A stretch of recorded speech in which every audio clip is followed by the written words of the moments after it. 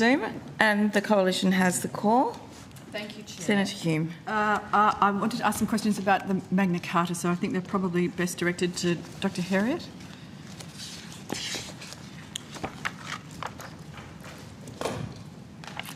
Thank you. So the Magna Carta was installed with the new display case in December last year. Was it December? Thank you, Dr. Herriot. Yes, Senator. Diane Herriot, Head of Design, Integrity and Collections. Thank you. I've got water for you this time. And yes. Yes, December. Sorry. That's all right. Now, in response to previous questions, Department stated that you're expected to spend $352,999.10 on the construction of the display case for the Magna Carta. I'm wondering what the final amount was in the end. Excuse me. We're expecting to spend in the order of $580,000 on the project overall. That includes the ongoing conservation monitoring work. We had Gopian effectively constructed the carcass, and then there were some systems and fit out once it was installed at Parliament House, and some underlying engineering to make sure. When you say that, that's the ongoing conservation work? No, we're monitoring. We're monitoring the environmental conditions for a period to finalise the conservation management plan for it to go forward. So that's included in that amount. Okay. I'm happy to give you a break on notice, Senator, if that's sufficient. That would be terrific. Thank you, Dr. Elliott. I mean, that's near, not quite, but close to doubling of the amount that was estimated not that long ago. Or was that just for the display case?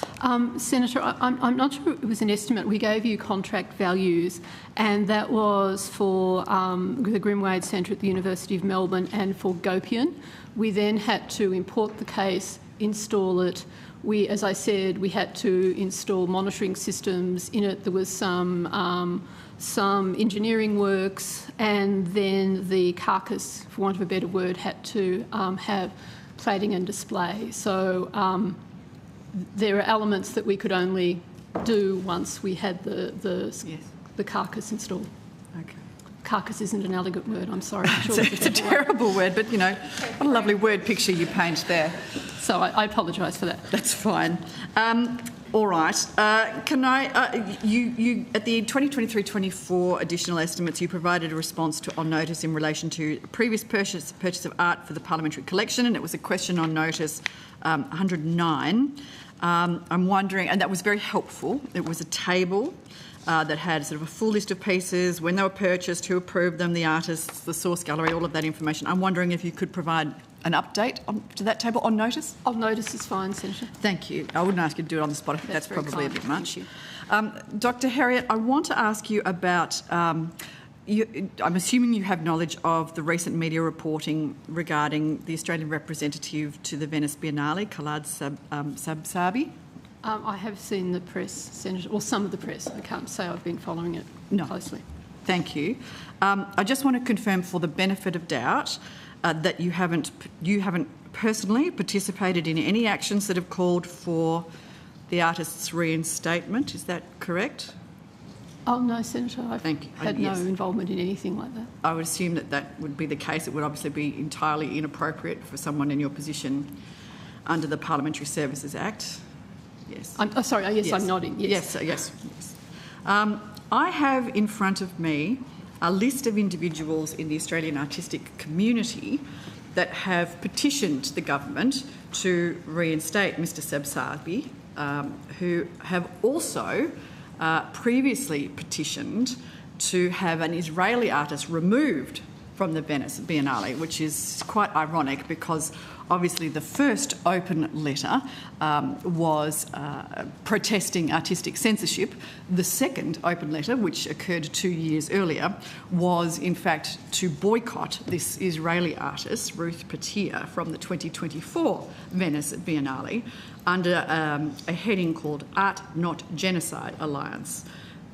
There are 211 names that appear on both those open letters. One saying that art censorship is unacceptable, one calling for art censorship. I'm wondering whether I can table the names of those 211 people for you. Chair, if you're comfortable with that, I have made copies. Sorry, just to double check, were these names all on the public record They are all already? on the public record. They are in open letters.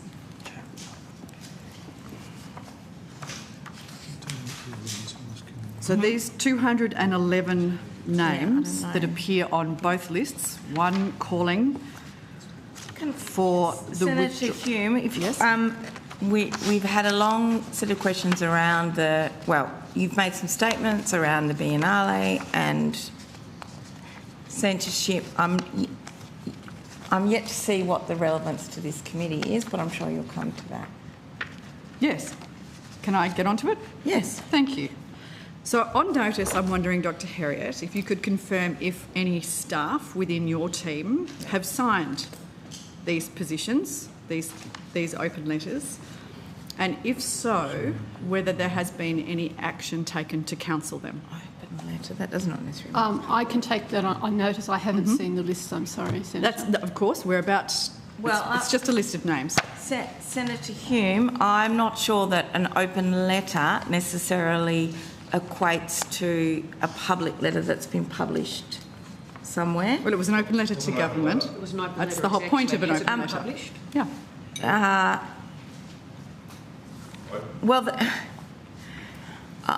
This is just a list of names. There's Yes. nothing here that can demonstrate to me that I can confirm that it was an open letter.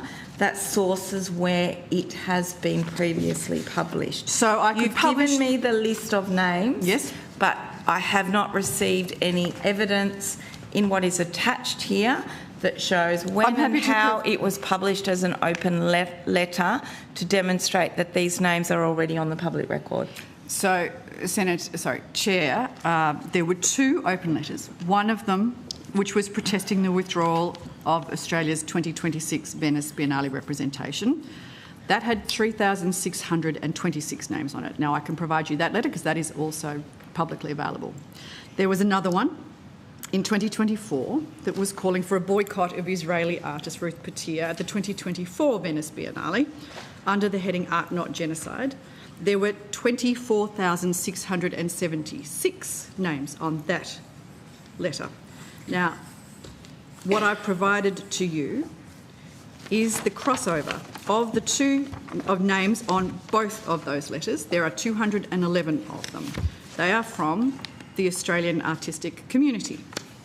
All I'm asking for Dr. Herriot to do is to run an eye over that list, see if there are any names of people that work for the public service that have been petitioning to government to, in one breath, boycott an Israeli artist from the Venice Biennale, and in the other breath, reinstate, on the basis of artistic censorship, the 2026 Australian representative. Senator Hume, you've asked about the whole of the public service. Are you asking about DPS I'm after Dr. specifically? Herriot's department. Which is... I'm asking it on notice. She doesn't need to do it on the Design. spot, but you can't do it without the list. Well, these questions need to be asked in public, and That's what we're doing. I am uncomfortable with the fact that you haven't provided me any I will evidence that send you a link to- demonstrates this is on the public record. I'll send you a link to the article, and if I do that, is that adequate? Well, it may or may not be adequate depending on the review of that information, but please feel free. And Assuming once that it is assuming publicly it is available. public, then you can assume that you will be able to ask Dr. Herriot that question on notice. So, in the meantime, are you denying me the ability to table this document? Yes, Senator Hume. I don't believe that it is in the public interest to list all of these names publicly without verification that they're already on the public record. They have signed two open letters, Chair, that are publicly available. I can show, I'll send you the link if you like. But all I'm asking is if the department will take on notice any works in the collection of the Parliamentary art collection that are by the artists that are listed here, or any staff that work within Dr. Herriot's department that may have also put their names to these letters. I think that's pretty fair and reasonable. Sorry, Senator Hume. I was taking advice. Is that a question to me or to the table? Well, I mean, to the witnesses. It's very hard for the witnesses to answer if I can't table the document. Okay, but I think Dr. Herriot indicated that it is something that Dr. Herriot would need to go back and check and take on notice in any case. And so we can, during the course of the hearing today, have a look at the extent to which it may or may not be appropriate to table this document. Chair. Yes, Senator Colbeck. We have in the past provided documents to the witnesses so that they can understand what the question's about without tabling the document. So can I propose that we provide the document to the witnesses so that they can see the document? The process of confirming whether or not they're public can proceed and the committee can make a decision about publication later, but at least the witnesses have the advantage of being provided with the documents so they can answer the questions and know what they're answering questions about. So can I propose that the committee provide the document to the witnesses so that they can at least answer the questions? Look, I'm happy for that to occur. However, Senator Colbeck, the context in which Dr. Herriot would be answering this question is just an attachment that one says open letter protesting the withdrawal of Australia's 2026 Venice Biennale representatives and the open letter calling for the boycotting of Israel. It is without the context for either document or any subsequent public debate in which you are asking her to content. I think it would be fair to the witness and fair for the process of the committee for the witness to be supplied with the list of names.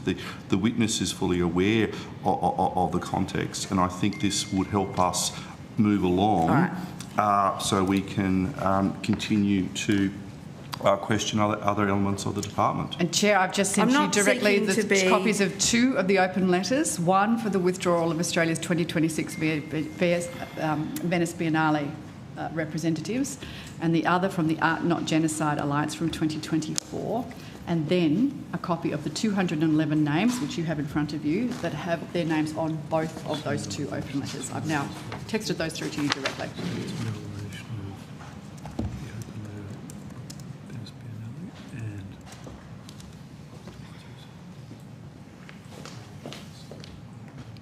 Look, Senator Hume, you're still asking me to verify on the spot information that is not, where you have collated the documentation that I cannot verify its source in order to table it.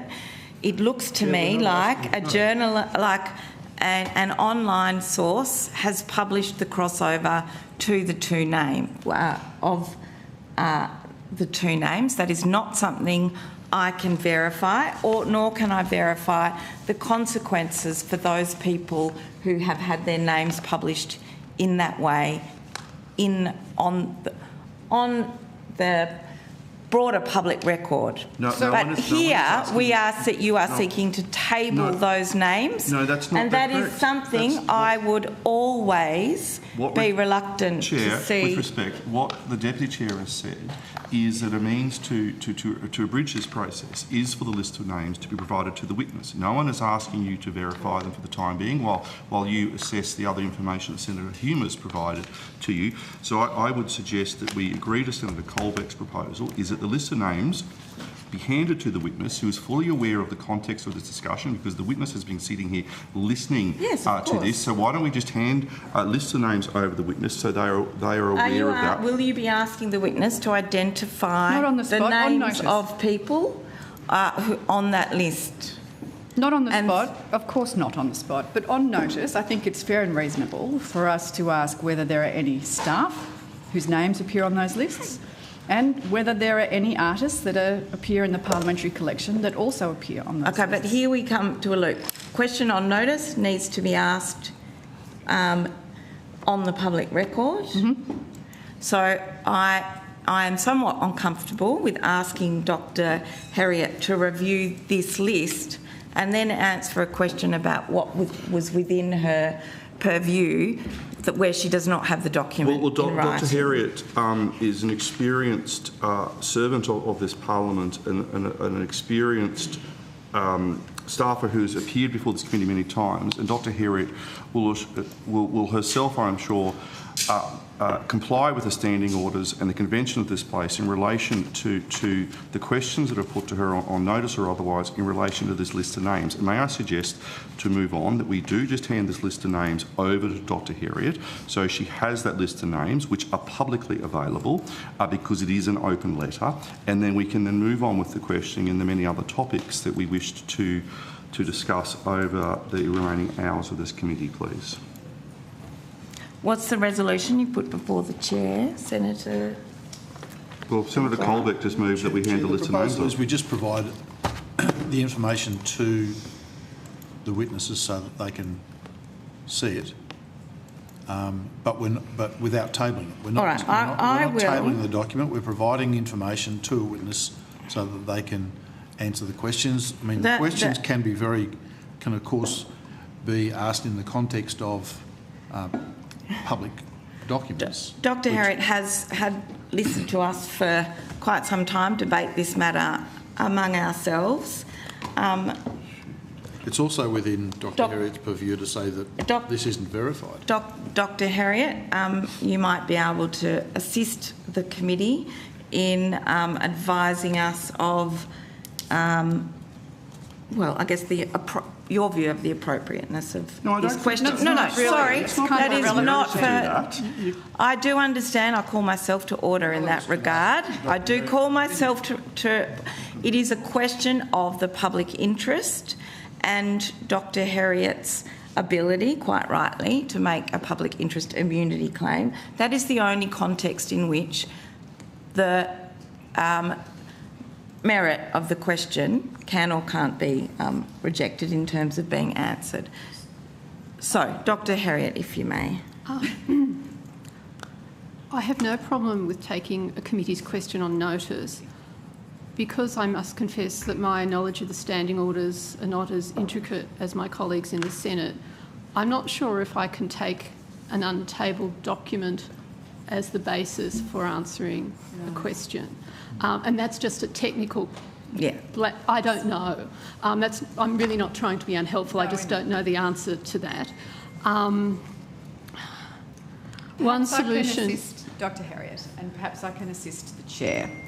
Chair, the source of this information came from a newspaper article, and we table newspaper articles in this place all the time. I have a copy of that article if you would like me to table the original article.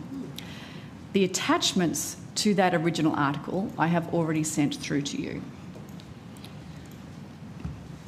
Would you like me to table the original article? Would that help? Does it have a list of names attached? It has an attachment with a list of names that I have sent you. Okay, I understand that, but I am always reluctant to put names of people on the public record, and we've been through this in many committees, in many iterations, where their whole day is upended because of something that happens in this place, or even their whole life is upended in a way that is not in the public interest because their name has been put on the record as a complete aside for something that was outside even what their name. They weren't even the one being questioned about at the time. Chair, I am reluctant to put this long list of names on the public record in this place, in this way. President, this is nonsense. I'll be writing to you about this. Well, that's fine. Because this is the Chair blocking the process of asking witnesses questions. I'm very happy to take advice for you to seek advice. We've given you a compromise, Chair, with respect. which if you had accepted 15 minutes ago, we could have moved on. And the compromise was to hand over the list of names to Dr. Heriot, and Dr. Heriot could answer the questions on notice in the manner which she thought best. And Dr. Heriot, you did explain that. And I think if we'd accepted that, we could have all moved on now and be on to the next tranche of questions. Quite frankly, time is being wasted now. Senator Hume, I do understand Senator Pratt's reluctance. She is ensuring due process be followed, and that is what we expect of our chairs, and that's what you expect of me. So she is trying to ensure that due process is followed. So I'm not seeking to politicise this. I have no specific instructions. It has certainly come up that I am concerned about how we meet the public interest test. So, Chair, what I might suggest is we get advice from the clerk in relation to this particular issue, and can we please move on? Do you know what? We don't actually need advice from the clerk. I'll just direct the question directly to the President as the relevant minister that's sitting at the desk. I'll direct this question directly to you, President.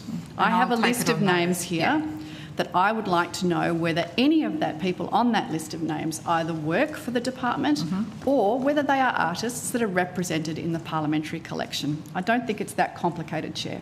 Well, I'm happy to take it on notice, Senator Hume. Thank you, President. Thank you, Senators. I have some more questions. Please continue your questions. You still have just follow-up questions to questions on notice. In response to a question on notice number 49, at additional estimates, you provided a table in response to the total number of FTEs by APS classification. Could you please provide on notice an update of this table with the change in the number for each row since the 2012-13 budget? Senator, happy to take that on notice. Thank you. In response to question on notice number 145, you have outlined some works that are inside Parliament House that will be undertaken this financial year. And if I add all these totals together in that quan, it amounts to about $5 million. In fact, just over $5 million. Does that sound correct? Senator, that sounds broadly in scope with what we're working on for capital works. Okay. In that response, there were quite a number of refurbishments to spaces. Now, some of those are modest, some of those not so modest. Just want to ask some questions about refurbishments, whether they're conducted by external contractors or are they done by internal teams? So, Senator, there is a mix. It depends upon the work that's required in terms of that refurbishment. Obviously, there are things like painting, etc., that occurs in-house. Yep. But if there are matters that are much more complicated, such as air conditioning units or other types of equipment of that nature, contractors may be brought in to be able to complete that work. Okay. There's refurbishment of the AFP office, and that comes to $211,284. What's involved in the AFP office's refurb? Oh, Senator, I don't have that level of detail on available, but I'm happy to take that on notice and provide a full breakdown. Thank you. There's also refurbishment of the room NG61. I couldn't picture NG61, and it looks like we're refurbishing it at a cost of about $65,869. What's that office space used for? Senator, I'll take that one on notice again and come back to you. Okay. The department is building, interestingly, a fourth party room at a cost of $102,827. Could I ask where that fourth party room is going to be located? So, Senator, construction of the fourth party room is underway. We're expecting it to be completed mid this year. Where is it? Underneath the Parliamentary Budget Office, over on the Senate side, Senator, at the bottom. Which party is it for? It's for the Greens party room. Okay. Green card. So it's... And Senator, in relation to NG61, I'll just tell you one thing. It's a small area that's at the back of the current ICT space. It's a small area that's at the back of where our current offices are for our information and communication technology people. Right. Okay. Okay. The fourth party room, who commissioned that work? Senator, as I understand it, the fourth party room has been as part of the planning for the entirety of the APH footprint for some time. We are proceeding with the construction of that, as I've said, at the moment, and we're expecting it to be done halfway through this year. So was it an initiative of the department, or was it under the instruction of the presiding officers? We'll take that on notice for you, Yep. Senator. Well, we've got a presiding officer here. Was it the instruction of the presiding officers to create a fourth party room, or? As Ms Hinder has said, it's been in the parliamentary design for quite some time, but the detail of that I'd have to take on notice. Okay, so no one knows who instructed the creation of a Greens party room? Well, the Greens currently have a party room, as do the Nationals, and it's too small, so it's simply being enlarged. The difficulty with the design is, as you've heard in response to some of your other questions today, Senator Hume, is this building's old, and so we have significant in-ceiling works that have hindered the finalisation of that room that have to be dealt with first before we can proceed. And that is going to continue to hinder us on any kind of redevelopment we do here. The in-ceiling works have to be dealt with. What happens to the existing Greens party room? Well, it'll go back into general use. One of the things I'm very conscious of and have been on the Black Rod and DPS's backs about is meeting spaces. And so if there's opportunities for us to utilise rooms in a way to make them meeting spaces for senators, then that's my first priority. So did the Greens request an upgrade to their party room? I don't know that detail, Senator Hume. I'd have to take that on notice. If you could take it on notice. Sure. When there was a fence before about the APH footprint for some time, there's no precise date. Is that from 1988 for the original design that there was to be a fourth party room, or was it something that's started in the last couple of years? You didn't give a specific date. As if you could take that on notice, in terms of the precise date, please. Of course. I want to ask some questions about the gates for the slip roads to the Senate and the House of Reps. When were they originally installed? My understanding, I don't have the date of when they were installed, but they were installed, I think they're about 10 years old now. I think they were installed in terms of... They can't be 10 years old because I haven't been here for 10 years and I remember when they were being installed. I'll take it on notice when they were installed. Because they're now being replaced. Yes, Senator. So the replacement of the gates on the slip road are on our agenda. I think it's also fair to say, though, that the way that the gates are currently working is not optimal. Right. They slip off the guardrails, for want of a better term. Right. They are often left in a position where it takes maintenance to be able to get them back and closing in an operational manner. Obviously, that has impacts for the senators and members that use those slip gates, but it also has impacts for DPS staff and the AFP in terms of having to monitor those gates when they're left in an open position.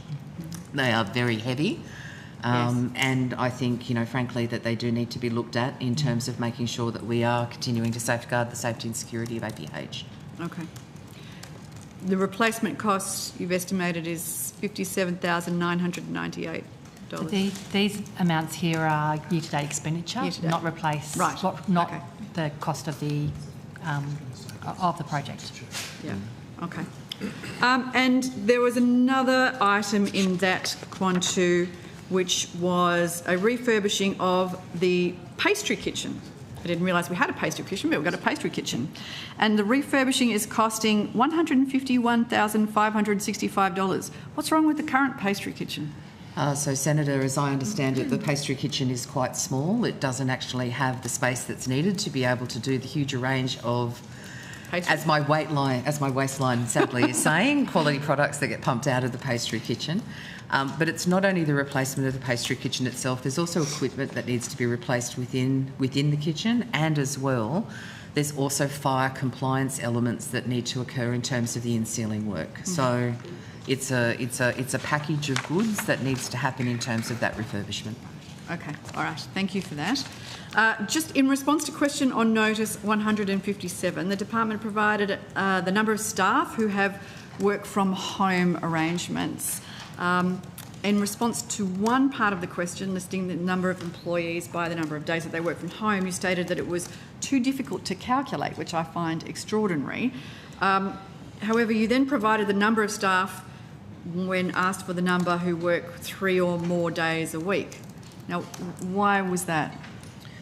So, Senator, I will be the first one to admit that the department's HR systems require enhancement to be able to pick up that type of data. To be able to do an accurate calculation, we would actually need to sit down and manually calculate. So that's why we indicated that there are challenges. Right. However, we have been able to determine that there are a number of staff who are taking 1 day a week in terms of their arrangements, and there are a number of staff that are taking 2 days a week in terms of their arrangements. Okay. And have you been able to provide that on? Can you provide that on notice? Senator, I'm more than happy to both have a look at what we've done and also have a look at updating the table. Yes, that would be very helpful. Thank you. So, of the staff who work 3 or more days a week, half of them are at the PL1 level. That's executive. That's correct. Yes, that's right. Yep. Okay. Do you think it's appropriate for more senior staff to spend most of their time outside of the office? Senator, my reflection on that is that there are a range of considerations that go into whether or not an officer is or isn't allowed to be able to undertake flexible work. Flexible work is an entitlement that across the public service and the parliamentary services is in place. We require our senior staff to be able to do an assessment as to whether or not it is actually feasible and practical for these officers to work from home and for how long they work from home. In a personal reflection, Senator, I think that on occasion I work from home and I'm actually much more productive than I am in the office. Occasion, I think that is absolutely entirely fair. I suppose it's more if you're responsible for managing teams, if you have those sort of higher responsibilities, I think there's probably an expectation that you would spend most of the time doing that with your team around you in the office. Senator, there's lots of very talented folk, and I will say that DPS officers are amongst the most talented that I think I've worked in for 20 odd years, that manage their staff really, really well, regardless of whether or not they have a footprint in the office or whether or not they're undertaking part of their duties from home. Okay. I don't doubt their talent. I do doubt their presence, and I think that the taxpayer has an expectation on those to whom their salaries, who pay their salaries, as to exactly what it is that they are doing and where they're doing it. But Senator, I will allow you to take that one on notice. That's fine. Thank you. In response to question on notice 163, the department stated that you are unable to provide a list of vacancies by level due to the data management. Is that right? Senator, as I said, I'll be the first person to admit that the HR systems within the department require enhancement. That is something that we're looking at. At the moment, in terms of having the systems, there is a lot of historical data that is still captured in that system. And so if I have a look at, in terms of encapsulating all of that historical data, it returns positions that are vacant, where perhaps there is no intention for those positions to be filled or they've been overtaken by events and time. Okay. Do you use the same data management system as the Department of the Senate? Senator, to be honest with you, I'm not certain. Okay. Could I perhaps encourage you to speak with your colleagues in the Department of the Senate to obtain that data, because they have been able to provide me with a full list by program, by section, by position title, by classification. They've done the lot. And it seems extraordinary that one department should be able to do it so easily and one department with such difficulty. Is it normal for the department to have over 10% of your workforce under acting arrangements for more than 90 days? Senator, I think it's fair to say that there have been a number of long-standing acting positions, both in terms of the SES cohort and the parliamentary services levels. As I indicated earlier today, it has been a key priority of the acting secretary to get those sorted. And I think from the data that we provided you earlier on today, our onboarding at the moment is actually over what our offboarding is, getting the department back to a stable state. Okay.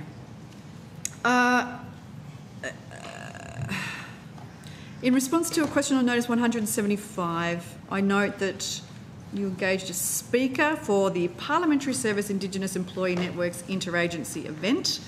Your response says that you engaged a senior member of the ABC to perform that duty at a cost of $8,700. Is that correct?